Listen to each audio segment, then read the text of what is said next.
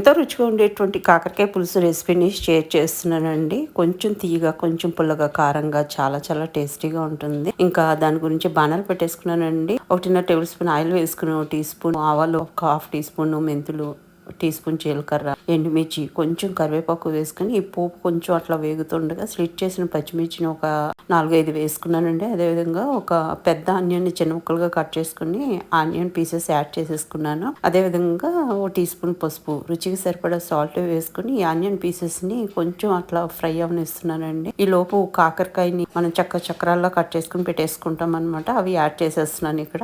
Add చేసేసుకున్న తర్వాత వీటిని అంతటినీ మంచిగా ఒకసారి మిక్స్ చేసేసుకుంటాం, మొత్తం కలిసేలాగా మిక్స్ చేసుకున్న తర్వాత ఇక్కడ కారం యాడ్ చేసేస్తున్నానండి. 1.5 టేబుల్ స్పూన్ యాడ్ చేస్తున్నాను. ఈ లోపు పెద్ద లెమన్ సైజ్ చింతపండు కూడా నానబెట్టి పెట్టుకున్నాను అనమాట. ఇంకా ఇదంతా ఒకసారి మిక్స్ చేసేసుకున్న తర్వాత దీంట్లో నానబెట్టుకున్నటువంటి చింతపండు నుంచి జ్యూస్ తీసుకుని ఇక్కడ యాడ్ చేసేసుకున్నాను.